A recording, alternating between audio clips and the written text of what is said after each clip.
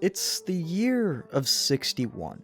That doesn't just refer to the year of the Lord, 1961, but also to fans of America's pastime. Because to anyone keeping up with baseball, well, we were ready to move through the 60s in more ways than just one. Babe Ruth is the figurative victim who we look to move past. Moreover, it's his quintessential single season home run record, which has reigned supreme for over 3 decades, sitting at the impenetrable mark of 60. When Ruth had entered the league, the record sat at 27 home runs in a year. Eventually, he just beat it with 29 bombs, then he doubled it the very next year, hitting 54 and completely separating every MLB player into one of two groups: Babe Ruth and everyone f***ing else. He won the home run title 9 more times as he pushed his record out to 60. Now, 30 some years later, with Babe Ruth having died some time ago, someone is finally closing in on his record.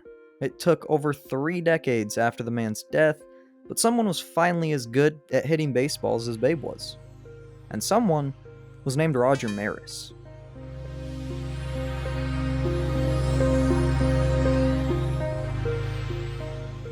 As it stood now, the record was really Maris's to lose. It was mid-July, and he was already at 35 home runs, weeks ahead of Babe Ruth's record pace. Hell, Maris had a teammate with him on the Yankees who was also on track to finish right around 60. And even better, the American League season had just been extended, meaning Maris had an extra 8 games to get the record. At a time like this in sports, when a player or team is performing so purely impressive, someone may utter the phrase, "the only guy who can beat him now is himself." And although that's how it looked for Roger Maris, there was one more guy who could still beat him. Actually, it wasn't a guy, or a girl, or a living, breathing person at all.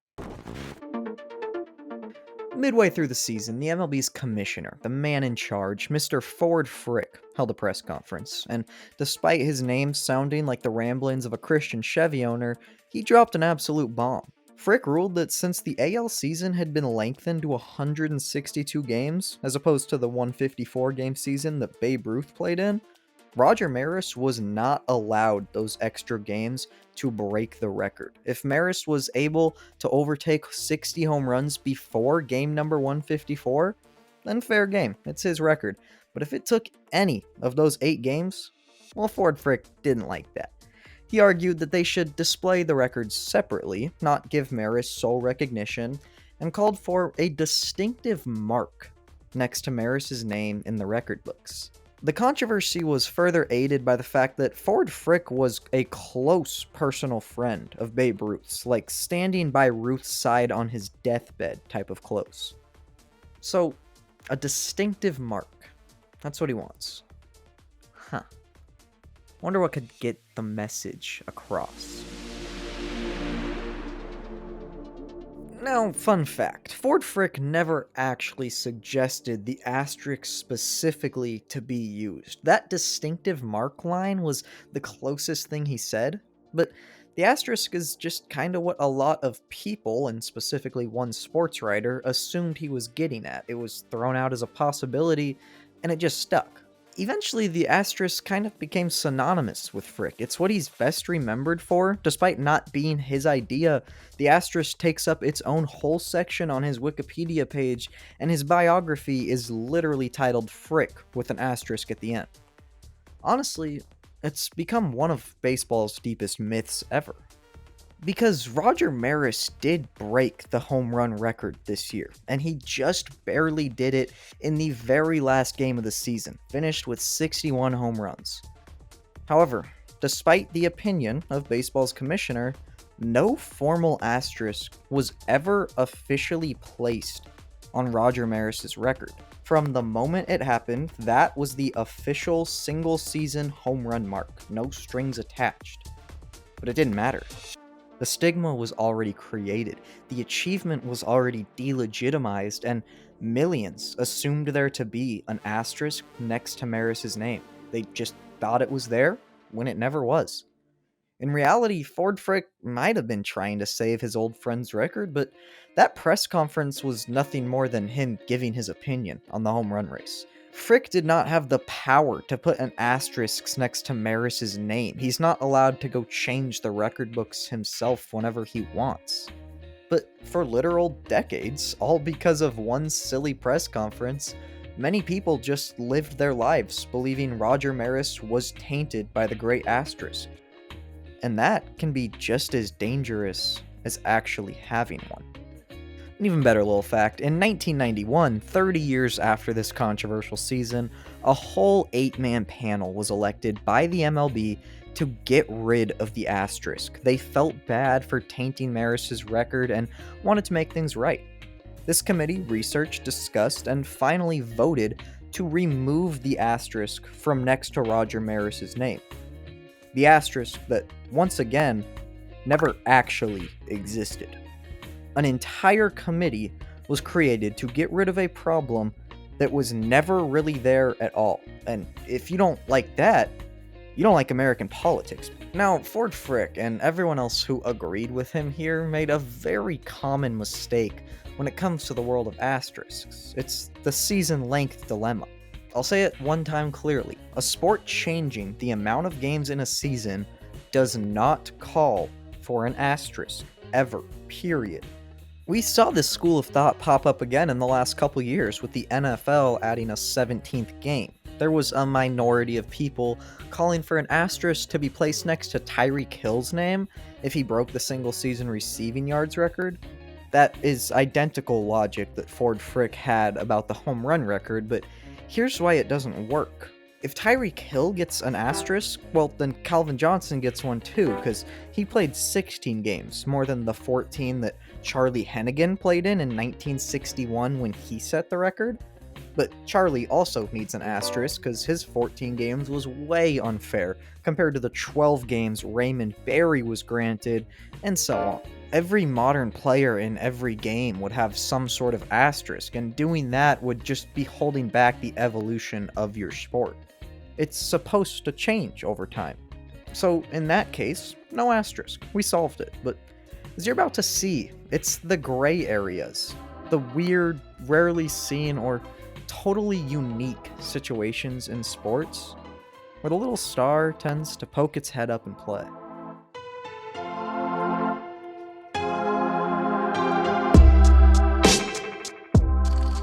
The asterisk is a sort of mystical thing. I mean, we just proved that it doesn't need to exist to affect people. It's a tough one, because really, who cares about it? It's a few intersecting lines next to someone's name. Does it really make that big of a deal?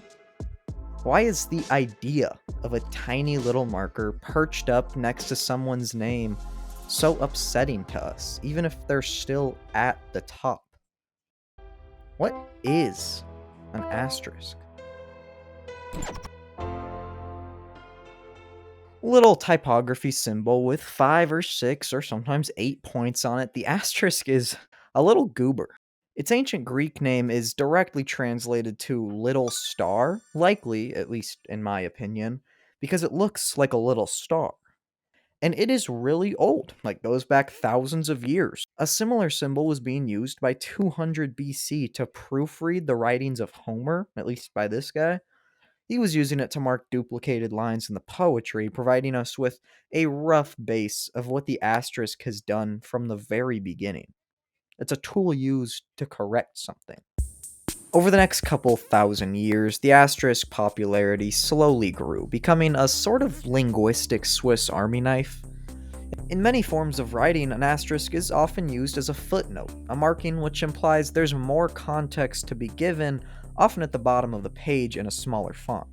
Multiple asterisks in a row are commonly inserted to bleep out cuss words in pop culture, which is great news for me because it means I can cuss through this whole video, blur it out, and then call it a tieback and look smart.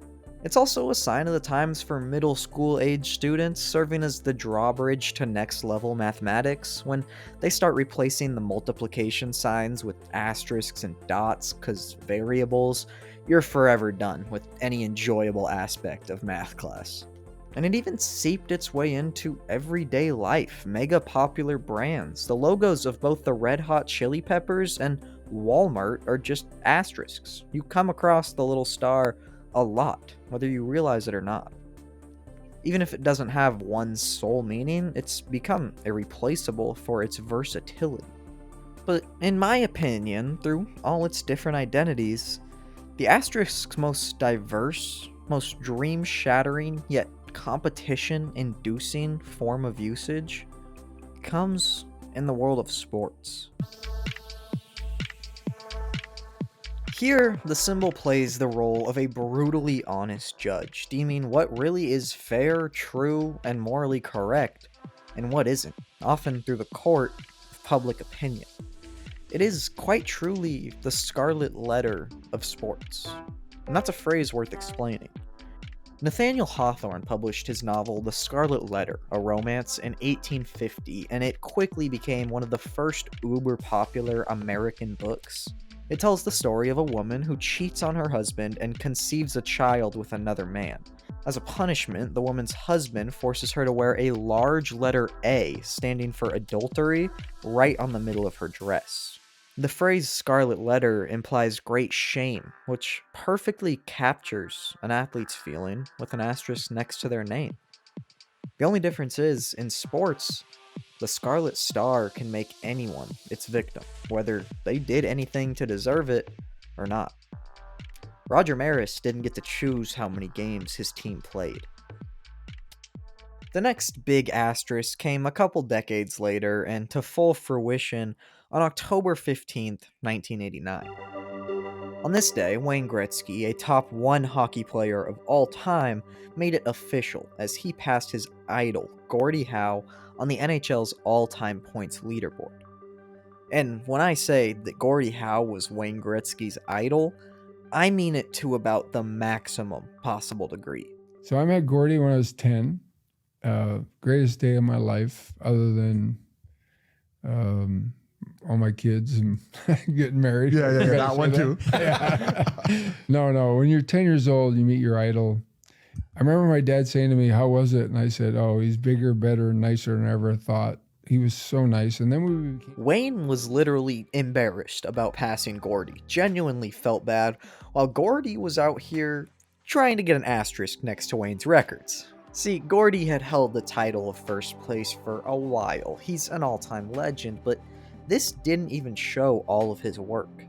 Gordie also spent 6 seasons slicing ice in the World Hockey Association, a separate professional league from the NHL, so Gordie thought his WHA stats should be included, or at least an asterisk should be thrown up there to tell everyone the full story. And in Gordie's defense, yeah, why wouldn't he ask for this? All it does is extend his record by 500 more points. And the two hockey leagues had merged together, although that was more the NHL absorbing the WHA than an equal merger. But of course, this controversy wouldn't end up mattering at all, because not only did Wayne Gretzky pass the original record, but he passed what it would have been moved up to, and then another f***ing 500 on top of that to leave no doubts. But just for the record, no asterisk was ever formally placed by Gretzky or Howe's name. So this one played out pretty peacefully. It's two guys who respect each other and are respected by everyone. It does not always play out peacefully. If Roger Maris and the year of 61 introduced the sports world to asterisks, then Barry Bonds and the steroid era repeatedly smacked us in the face over and over again with sharpened lines on them. This is its sports pinnacle, the most famous use by far, and the reason many associate asterisk with bad. Barry Bonds was just a bit better at hitting home runs than everyone else on the planet. He had already sort of proved that in 2001 when he broke the single season record, and he was about to leave zero doubts by breaking the all-time record. On an August night in 2007, Barry belted career home run number 756. An absolute mosh pit for the record-breaking ball ensued, where a 22-year-old kid who liked the Mets won the baseball lottery. And as most 22-year-old kids would, he instantly put the ball up for auction online, where it was purchased by Mark Echo, the co-founder of Complex Magazine, for just over $750,000. Echo then decided to create a website on which fans could vote on the fate of the coveted home run ball. A businessman at heart, Echo branded this whole thing, had ads being run, and absolutely engaged the public in what retrospectively was an early chapter of the baseball steroid debate. The site had three options to vote between: either give the ball to the Baseball Hall of Fame, as is, launch the f***ing thing into space forever, or brand the baseball with a permanent asterisk, then send it to the Hall of Fame. Now, this was a hot debate. The whole country had an opinion. I can't overemphasize how big a deal it was. We're not talking some random achievement. This is the peak of power hitting in the big leagues. And luckily for me and this video topic, well, I'll let you guess what option won. With 47% of the vote, the ball was embellished with a single asterisk branded onto its very cowhide skin until the end of time. And we were gifted the perfect photo epitomization of the one-of-a-kind sports asterisk. This is it, right here. They went beyond the figurative meaning, made it happen for real. There is an asterisk on Barry Bonds' record-breaking home run ball. Let's talk about why. Statistically speaking, this section is likely to make about half of you very angry, so strap up. There's about a 10-year period in the MLB that's often referred to as the steroid era. Similar to how most NBA teams were on coke in the 80s, a large subset of the MLB had a different, much more helpful drug of choice around the turn of the century. Countless star players from the period have admitted to using steroids, from Alex Rodriguez to Jose Canseco, and it extends to HGH and amphetamines too, going even further back. It's actually probably harder to select players who were clean than not, because most estimate well over 60% of the MLB was juicing. Bonds himself has come clean, although he took them unknowingly if you ask him. And it's in this period where a vast majority of Barry's blasts occurred. So the debate here isn't a confusing one, it's just which side of the fence do you fall on? There's about a 107% chance Barry Bonds was on steroids through much of his career, but it's also around 105% likely that most of the guys pitching to him and hitting before and after him were also on steroids. So, does Barry Bonds deserve to have his records tarnished, to have his stats negated because he cheated? Does the fact that everyone around him was also cheating change anything? The world clearly made their decision. We literally got to vote on it. Democracy rules, but that wasn't the official decision. There is an asterisk on Barry Bonds' record-breaking home run ball. However, there is no asterisk on the record itself. In the MLB's books, Barry Bonds' name sits atop both the single season and career home run leaderboards, all alone, uninterrupted. This means so far we're 0 for 3 on asterisks. None of them were actually there, yet that hasn't stopped the hypothetical symbol from making an impact in each of these stories, even still to this day, decades after the fact. It's almost like they don't need to exist. Let's talk about one we can all maybe relate to more. We're approaching modern day controversies with one that made t-shirt makers across the country a decent amount of money. Ladies and gentlemen, your 2017 MLB champions, the Houston Astros. Now, I'm going to spoil this one early. There is no asterisks on the Houston Astros World Series win, not from 2017 or 2022. Despite what hordes of fans and a good amount of media misinformation wants you to believe, it's not there. You see, it was 2019. The Astros were 2 years fresh off their World Series win, but all it took was the dropping of a single bombshell report to forever taint the legacy of what was a possible dynasty in the making. With irrefutable details and evidence, Ken Rosenthal and Evan Drellich revealed the Astros' complex sign-stealing system in depth, including former player testimonies. Just a couple months later, an MLB investigation confirmed the report. The Astros used cameras to steal signs and various methods to signal what pitch was coming to their batter, including the now infamous trash can banging. Instantly, the legacies of the team and many of its players were tarnished beyond repair. Baseball and sports fans all united to collectively hate the Astros. The team would be booed relentlessly on the road for years, and many demanded their World Series win be vacated. The MLB, in response, did not much. A few front office suspensions and firings, lost some draft picks, but no Astros player got in trouble, and their glistening World Series trophy still sits in Houston, asterisk free. They even added another, slightly less controversial World Series win in 2022. So, the Astros cheated. I mean, that's not salty Dodgers fan dialogue, that's a fact. It has been found on multiple reports, including ones sanctioned by the MLB. Punishments have been given. So, where's the mark? You can actively break the rules on your way to a championship win, get caught doing it, and keep your trophy? Is the asterisk ever gonna do anything? No, it isn't. Because the little known, cold hard truth is that asterisks in sports do not exist. And they never have.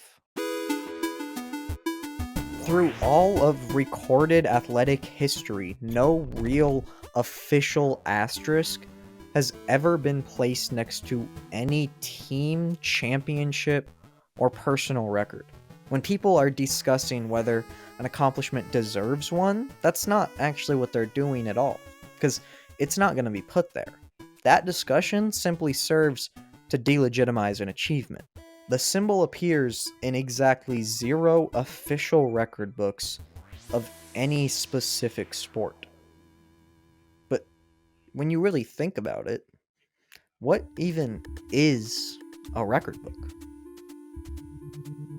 Here is the big misconception. There is no special, ancient, all-encompassing record book for every sport that is dusted off every year and updated. I think when most people say a record should have an asterisk, they picture this one all-telling book, and as soon as an asterisk is drawn in there, it really exists. But that's just not how sports are recorded.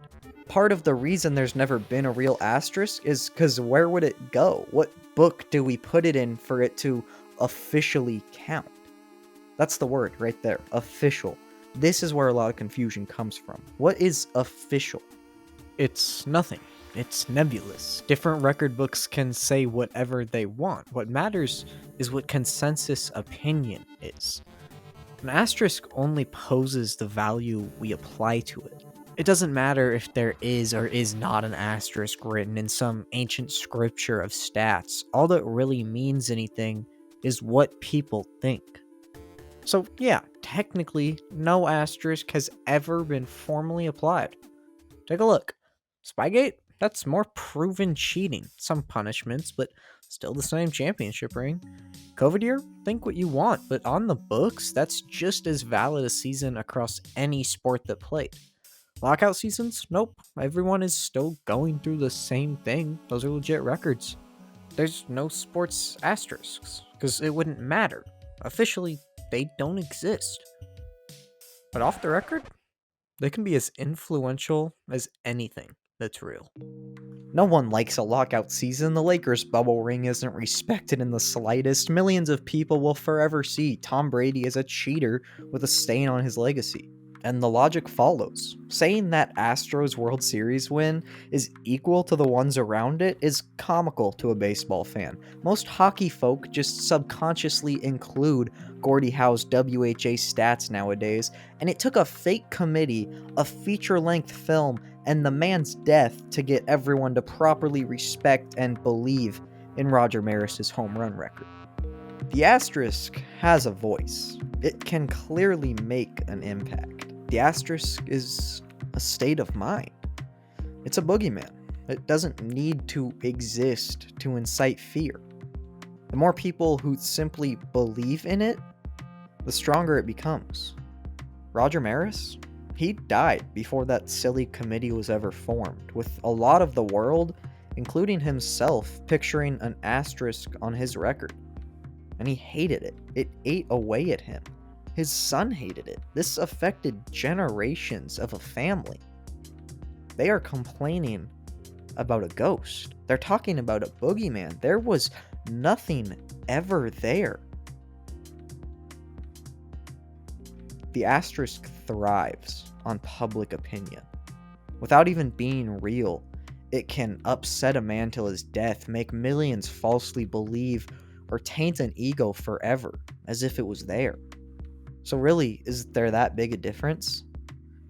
If enough people truly think that there's an asterisk, then it has the same effect whether it exists or not. And again, it never does. A majority of false belief can be more powerful than the truth.